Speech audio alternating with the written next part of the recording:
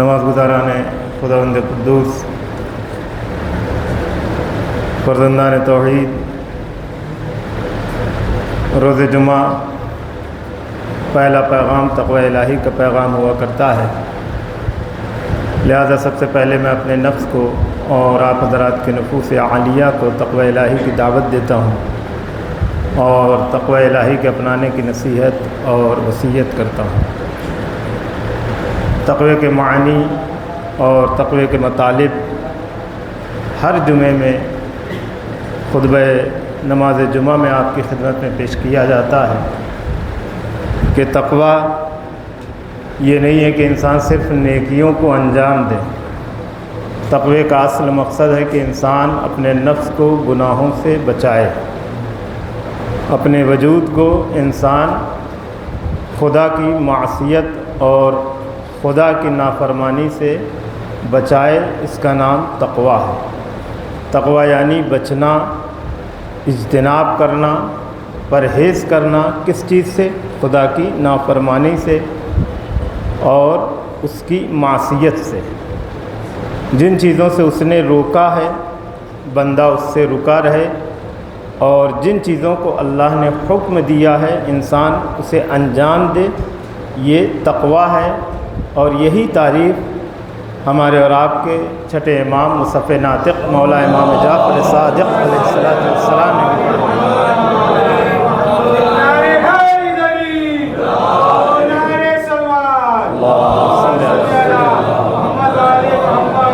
کہ انسان اپنے نفس کو گناہوں سے بچائے۔ جہاں خدا دیکھنا چاہتا بندہ وہاں نظر آئے، اور جہاں اللہ نہیں دیکھنا چاہتا ہے وہاں بندہ نظر نہ آئے، اس کا نام تقوی ہے۔ عزیزان ایمان، پوری طویل فہرست ہے کہ کہاں کہاں خدا دیکھنا چاہتا ہے۔ جہاں خدا دیکھنا چاہتا ہے ان مقامات سے ایک مقام یہ ہے جہاں ہم اور آپ بیٹھے ہیں، یعنی خدا اپنے بندوں کو اپنی یاد میں ڈوبا ہوا دیکھنا چاہتا ہے، یعنی اللہ اپنے بندوں کو اپنی نعمتوں کا شکر ادا کرتا ہوا دیکھنا چاہتا ہے۔ بندہ خدا کو یاد رکھے، خدا یہ دیکھنا چاہتا ہے، تو لہذا یہ وہ ایک مقام ہے کہ جہاں پر اللہ ہمیں دیکھنا ہے۔ بہت سارے مقامات ہیں عزیزان ایمان کہ جہاں خدا ہمیں دیکھنا چاہتا ہے، لیکن یہ ایک وہ مقام ہے کہ جہاں خدا ہمیں دیکھنا چاہتا ہے، یعنی اپنی عبادت میں، اس کی عبودیت میں، اور بندہ شکر کرتا ہوا نظر آئے۔ ان تمام مقام پر پروردگار عالم اپنے بندوں کو دیکھنا چاہتا ہے، اور گناہوں سے اجتناب، گناہوں سے پرہیز اور معصیت سے پرہیز کرتا ہوا خداوند قدوس دیکھنا چاہتا ہے۔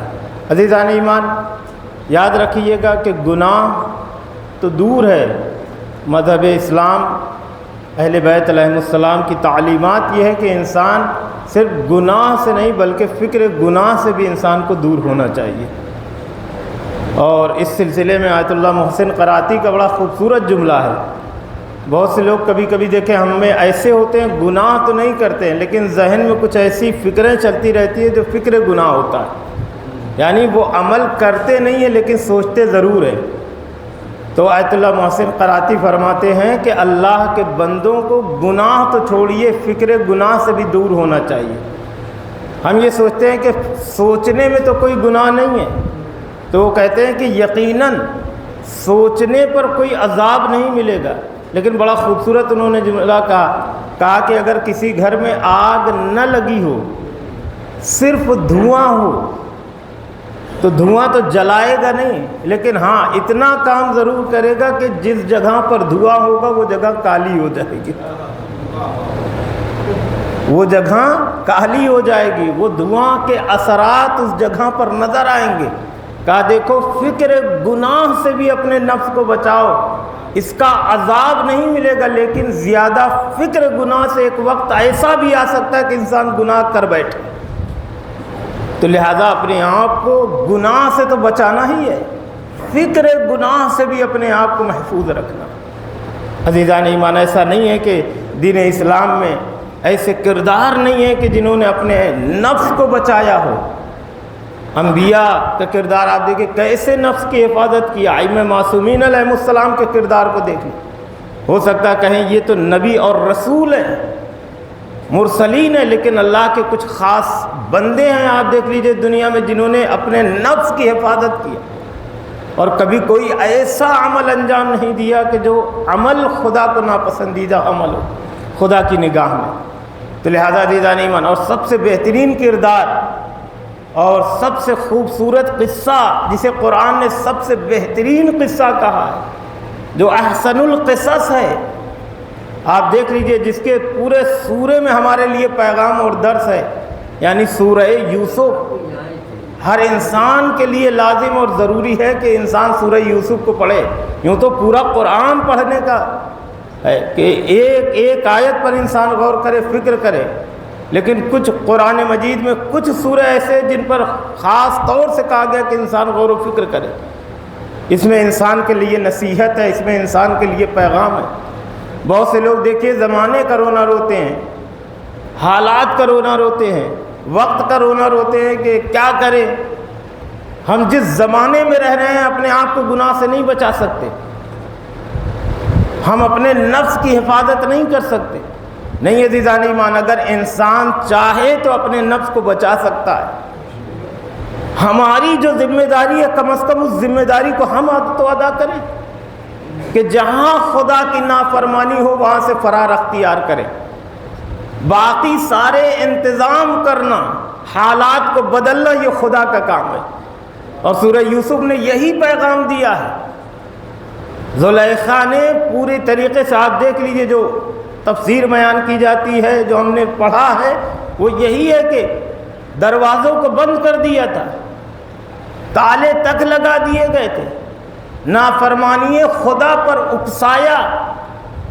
جناب یوسف نے اس وقت زمانے اور حالات کا رونا نہیں روئی جناب یوسف، بلکہ جناب یوسف نے یہی پیغام دیا کہ یہاں پر میرا کیا کام ہے، میری کیا ذمہ داری ہے۔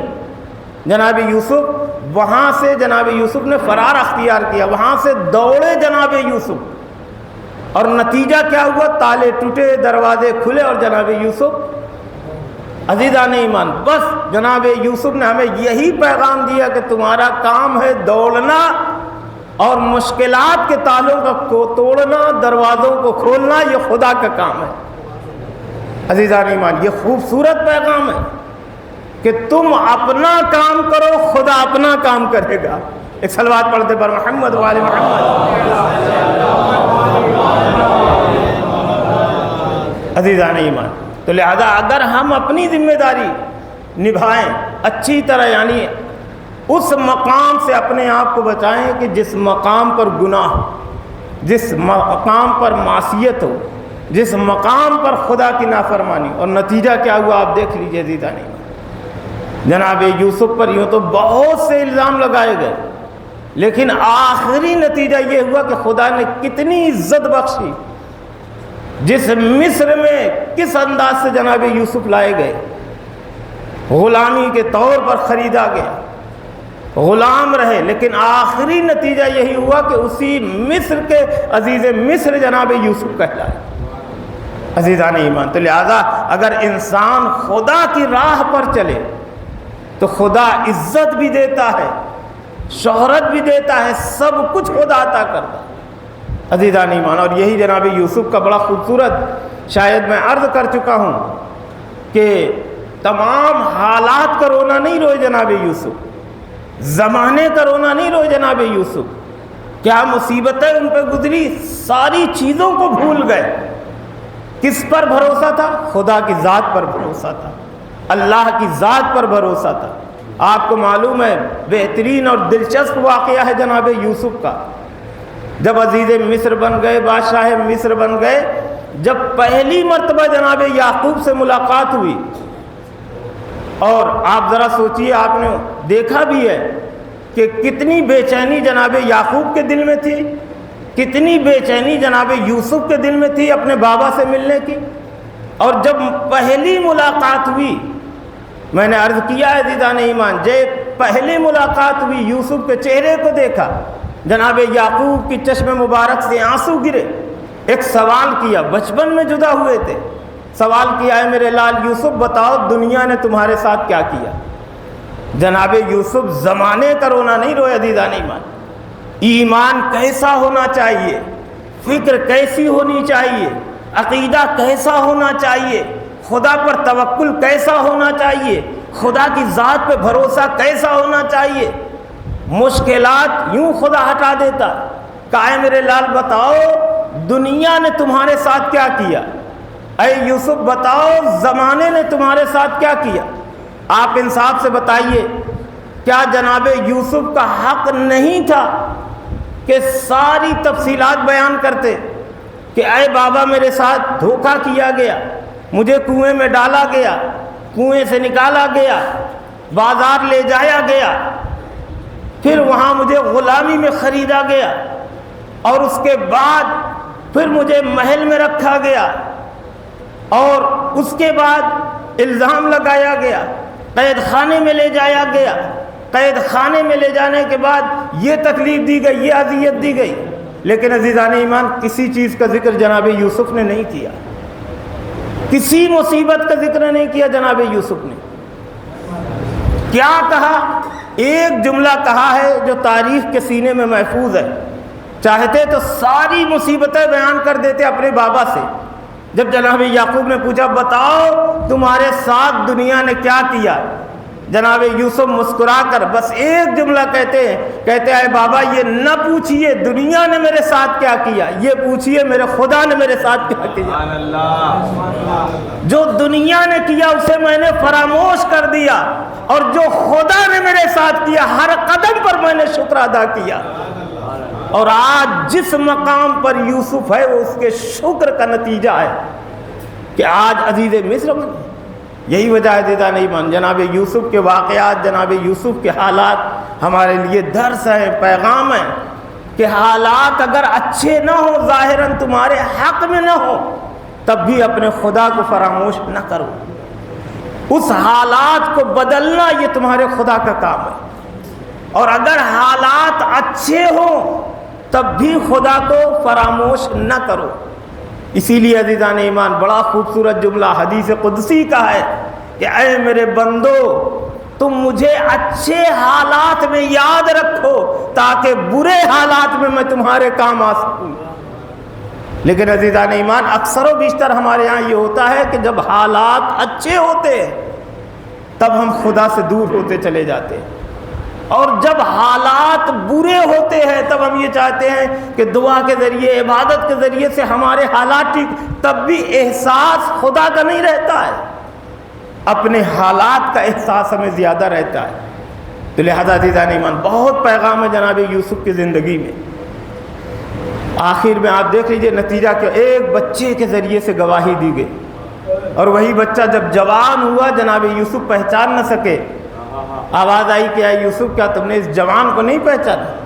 کہا خدایا نہیں. کہا یہ وہی بچہ ہے جس نے تمہاری عصمت کی گواہی دیا تھا، اور یہ کہا تھا کہ اس طریقے سے پتہ لگایا جا سکتا کون گناہگار ہے. جب معلوم ہوا سینے سے لگایا، انعام سے نوازا، حکومت کا حصہ بنایا اس جوان کو. تب جناب پروردگار عالم کی آواز آئی اے یوسف بتاؤ اس نے تمہارے سلسلے میں کتنی گواہی دی؟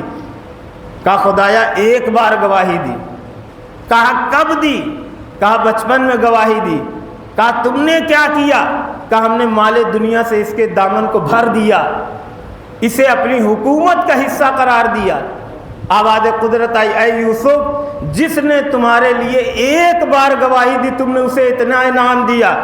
ذرا سوچو میں اس بندے پر کتنا انعام